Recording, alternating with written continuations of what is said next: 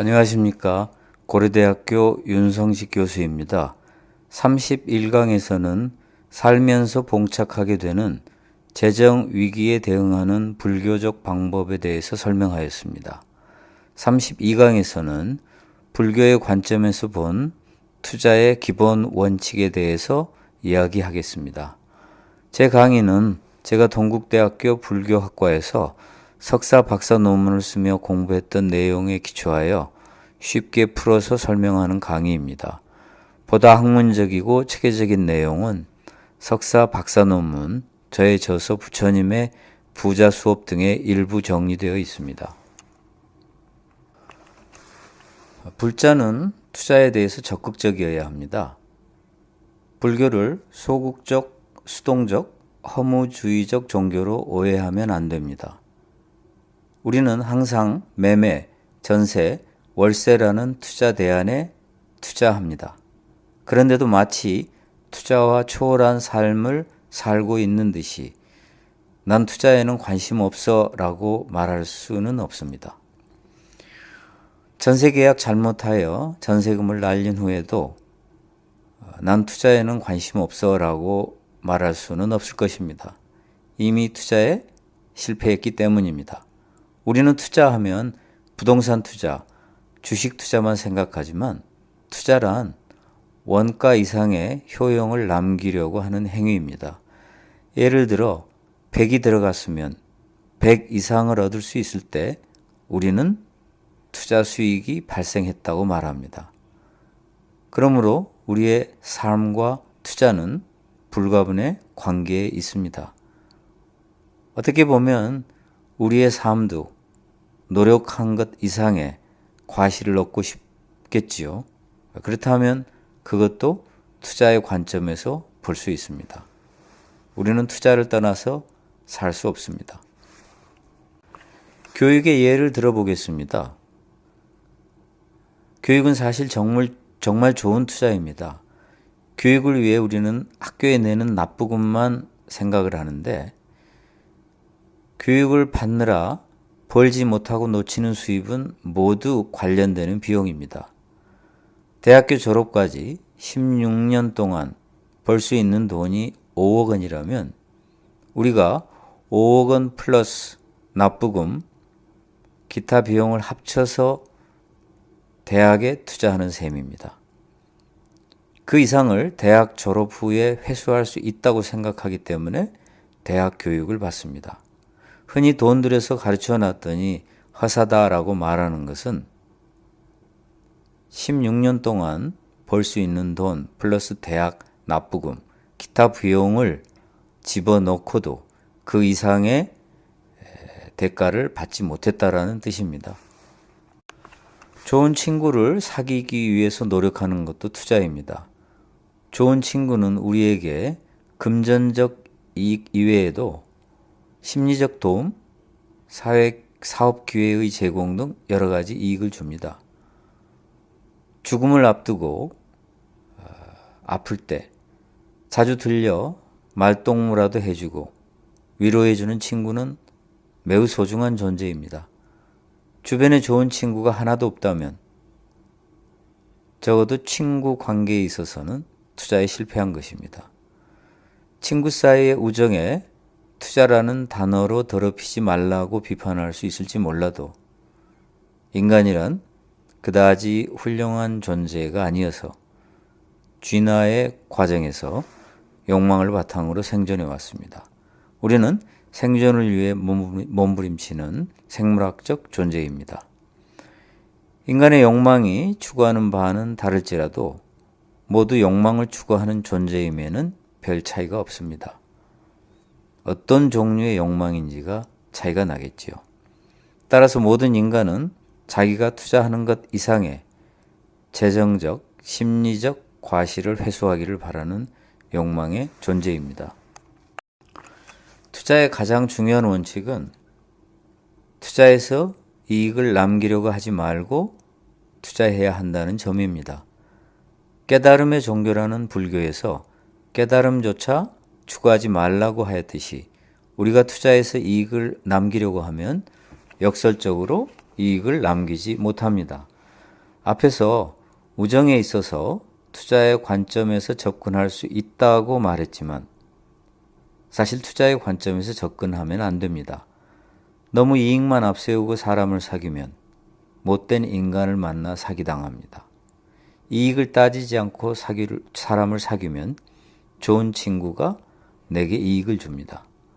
따라서 우리는 우정에서 이익을 남기려고 하지 말고 사귀어야 하지만 우정도 분명 투자이니 이익을 남길 수 있어야 합니다. 18강에서 설명한 랜들 존스의 성공한 부자 이야기는 시사하는 바가 큽니다.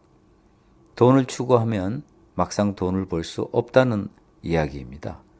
물론 사업가는 돈을 벌어야 하는데도 말입니다.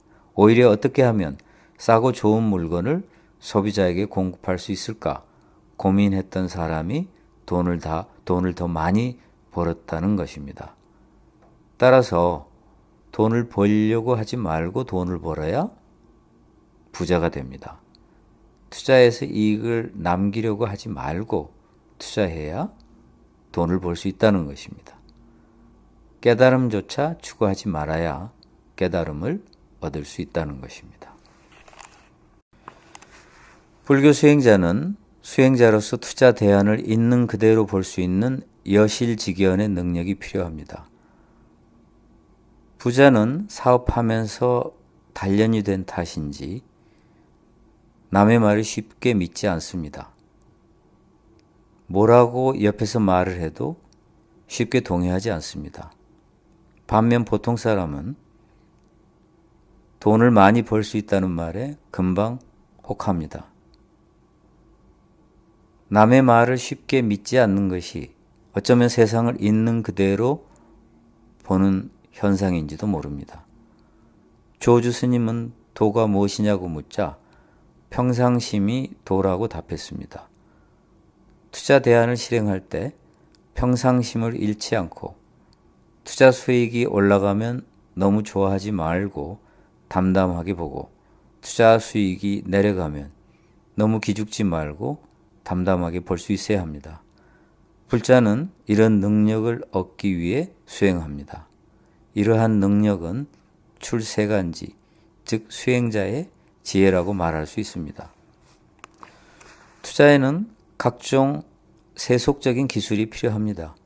이러한 지식은 세간지, 즉 세상의 지혜, 세속적 지혜라고 말할 수 있습니다. 5억 원에 구입한 아파트가 지금 4억 원이 되었다고 합시다. 이때 팔아야 하나 말아야 하나를 결정해야 한다면 우리는 5억 원이라는 구입 가격은 잊어야 합니다. 앞으로 가격이 오를 것인가 내릴 것인가만이 중요합니다. 3억 원이 될 것 같으면 팔아야 합니다. 5억 원이라는 과거의 가격은 고려할 필요가 없습니다. 경영학에서는 과거에 매입한 5억 원을 매몰 원가, 즉 성크 코스트라고 부릅니다. 이 수치는 이미 가라앉았으니 잊어버려도 되는 원가라는 의미입니다. 부처님은 과거는 지나갔으니 후회하지 말고 미래는 오지 않았으니 걱정하지 말라고 하셨습니다. 매몰 원가는 이미 지나간 원가이므로 집착할 필요가 없습니다.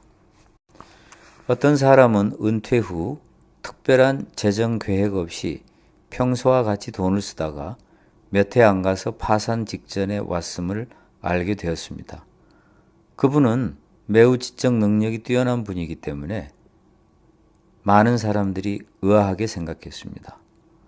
그러나 봉급을 받던 사람은 은퇴하면 과거의 관행대로 무심코 살지만 현금 흐름을 예측하지 않으면 금방 문제가 발생합니다.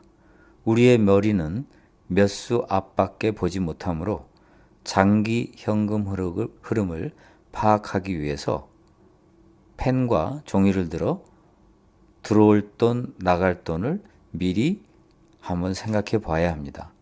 조금 복잡해진다면 컴퓨터를 사용해서 잘 예측할 수 있습니다. 어떤 사람이 시골에 전원주택을 마련하겠다고 하길래 제가 말렸습니다. 아파트는 싸게 내놓으면 팔릴 가능성도 있지만 전원주택은 쉽게 팔리지 않습니다. 얼마 후 가족이 갑자기 외국에 나가게 되었고 그 사람은 혼자 전원주택에서 살 수가 없게 되자 크게 손해를 보고 작은 아파트로 옮겼습니다. 오늘날은 불확실성이 높고 변화무쌍한 시대이므로 언제 무슨 일이 일어날지 모릅니다. 분산 투자가 무조건 좋은 것은 아니지만 분산해도 기대 이익률이 감소하지 않는다면 반드시 분산 투자를 해야 합니다. 몰빵은 위험합니다. 돈이 많은 사람이 아니라면 불확실성에 대비하기 위해서 항상 현금화가 쉬운 자산을 소유해야 합니다. 따라서 유연성, 신축성, 적응성이 투자에서 중요한 요소입니다. 불교는 재행무상, 즉 모든 것은 고정되어 있지 않고 변한다고 말합니다. 모든 것이 변하는데 경직되어 있으면 안 됩니다. 어떤 사람이 4억 원을 투자하여 식당을 열었습니다. 부부가 1년간 열심히 일해서 모든 비용을 제외하고 3천만 원을 벌었습니다. 그런데 과연 3천만 원을 번 것일까요? 4억 원을 식당에 투자하지 않고 다른 곳에 투자해서 5%의 수익률을 올릴 수 있었다면 2천만 원, 즉 4억 원의 5%는 기회비용이므로 3천만 원에서 제외해야 합니다. 식당을 열었기에 2천만 원이라는 돈을 벌 기회를 포기한 것이고 3천만 원이 아닌 1천만 원을 번 것에 불과합니다. 우리는 항상 기회비용을 생각하고 투자해야 합니다. 우리가 무언가 하기 위해 포기한 것이 기회비용입니다. 우리는 무심코 기회비용을 잊는 경향이 있습니다. 이것도 세속적인 지혜입니다. 기회비용을 반드시 기억해야 합니다. 매달 받는 봉급에 만족하며 살 수 있는 사람이 있고 어떻게 해서든 돈을 더 벌고 싶다는 사람이 있습니다. 자기가 어떤 유형에 속하는지 바르게 판단해야 합니다. 돈을 벌기 위해 공부를 하고 없어져도 좋은 돈을 가지고 모험하겠다면 주식, 펀드, 부동산 중 무엇이 자기에게 맞는지도 판단해야 합니다.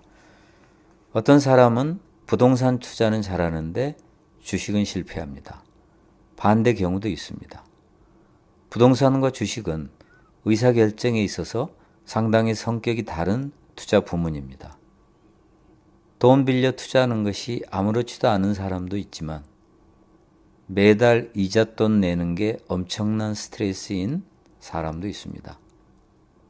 만약 돈을 벌기 위해 공부하고 좋은 전문가를 찾아 모험할 각오가 되어 있다면 먼저 자기한테 맞는 투자가 무엇인지, 자기는 어떤 종류의 투자가 맞는지 판단해야만 합니다. 돈에 관한 정보와 자료를 잘 수집만 해도 투자를 잘할 수 있습니다. 아메리칸 인디언과 백인이 서로 교육을 할 때 매번 필요한 물건을 바꾼 뒤에 백인이 인디언 주장에게 날씨를 물어보았답니다. 주장이 생각보다 잘 맞추어서 백인들이 감탄했는데 어느 날 비결이 뭐냐고 묻자 주장은 당신들한테 산 라디오의 일기예보에서 들었다라고 말했답니다. 우스갯소리이지만 정보는 이처럼 생각보다 가까운 곳에 있습니다. 언론의 경제 관련 기사가 부족한 점이 많지만 생각보다도 많은 정보를 담고 있습니다. 경제에 관한 기본 지식이 있는 사람은 언론 기사만 잘 봐도 투자 아이디어가 생깁니다. 보다 수준 높은 정보를 원한다면 월스트리트 같은 해외 유명 언론도 있습니다. 인터넷에서는 신뢰할 수 없는 개인이 만든 정보가 곳곳에 있기 때문에 이들에게 낚이지 않도록 조심해야 되고 신뢰할 수 있는 출처에서 얻는 정보만 믿어야 합니다. 누가 전문가인가를 판단하는 능력도 중요한 세속적 지혜입니다.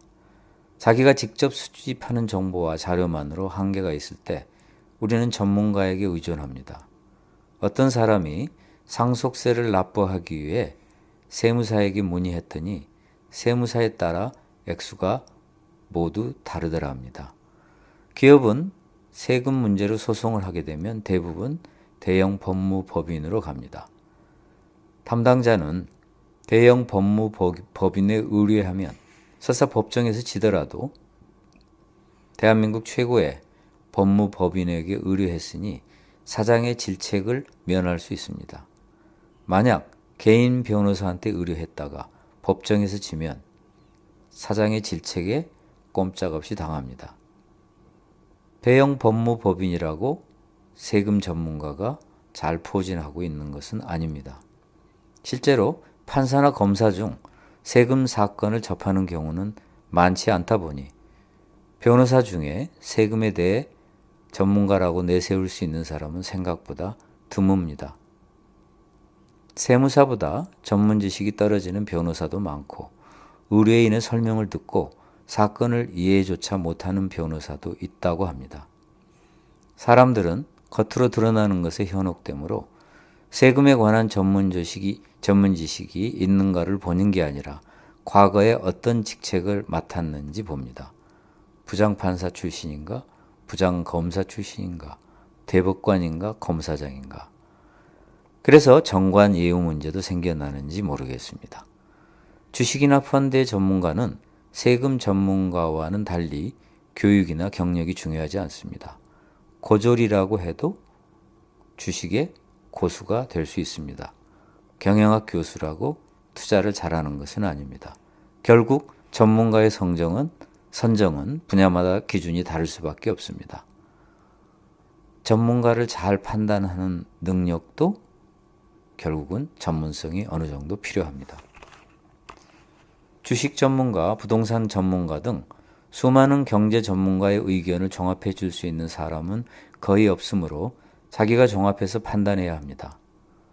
전문성이 없기 때문에 전문가를 필요로 하는데 전문가를 선택하려면 전문성이 있어야 한다는 순환 논리에 봉착합니다. 답은 명백합니다. 우리는 전문가를 잘 선택하기 위해서라도 돈에 대해 공부하고 연습해야 합니다. 전문가를 선정하는 것을 보면 그 사람의 역량을 알 수 있습니다. 부처님은 교육을 강조했습니다. 우리는 돈에 대한 지식을 얻기 위해 부지런히 공부해야 합니다. 이러한 투자 원칙은 주식, 펀드, 부동산으로 돈을 벌겠다라는 생각이 없는 사람도 알아야 하는 돈에 관한 기본 지식입니다. 나는 매달 받는 봉급으로 다른 생각 없이 투자에 관심도 없이 그냥 살겠다. 괜찮습니다. 그렇지만 우리는 끊임없이 투자 의사결정을 하며 산다는 사실을 앞에서 보았습니다. 아무리 똑똑한 사람도 돈에 있어서는 아이처럼 될 수도 있습니다. 돈에 대해 공부하기 싫다면, 투자에 관해서 신경 쓰기도 싫다면, 난 그냥 편안하게 살고 싶다면 예금 적금으로 충분합니다. 다만 나이가 들어서 젊어서 돈 좀 벌어 놓을 걸 하고 후회는 하지 않아야 합니다. 남이 잘 사는 것을 보며 부러워하지 않아야 합니다.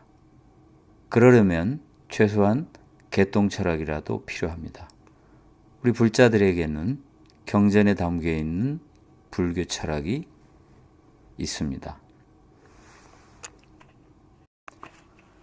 돈에 관한 기본 지식은 마치 준비된 사람이 행운을 기다리는 것과 같습니다. 돈을 벌기 위해 행운이 가장 중요하다면 어떻게 하면 행운을 잡을 수 있을까요? 첫째, 준비된 사람은 자신에게 주어지는 행운의 기회를 훨씬 더 잘 잡을 수 있습니다. 행운은 자기에게 올 때는 보이지 않지만 지나가면 보인답니다. 준비된 사람은 남들이 못 볼 때 볼 수 있습니다. 둘째, 행운은 열심히 노력하면 더 잘 잡을 수 있습니다. 셋째, 행운은 공부하고 전문성을 가진 사람이 더 잘 잡을 수 있습니다. 우리는 막상 돈 하면서 평생 영어 공부를 위해 쏟는 시간과 노력의 10분의 1, 아니 100분의 1도 돈 공부에 대해 쏟지 않습니다. 이제 세계화된 천민자본주의를 살아가는 현대인에게 돈에 관한 지식은 교양입니다. 어렸을 때부터 돈에 대해 배운다는 유태인의 이야기가 이제는 전 지구인의 이야기가 되어야 하는 시대인가 봅니다. 영어나 일본어가 된다면 해외 경제 뉴스를 직접 권하는 게 좋습니다. 그러나 이러한 매체에서 접하는 경제 정보는 대부분 어렵기 때문에 막상 경제 공부를 하려고 하면 앞이 막막해집니다. 보통 사람을 위한 기본적인 경제 교육이 절실한 이유입니다. 대학에서 이런 역할을 못하고 있기 때문에 사람들은 때로는 백화점 문화센터를 기웃거리기도 합니다. 사찰이 부처님의 제자에게 돈에 관한 교육을 제공해야만 합니다. 이상으로 부처님의 부자 수업 32강을 마치겠습니다. 저는 고려대학교 윤성식 교수입니다. 감사합니다.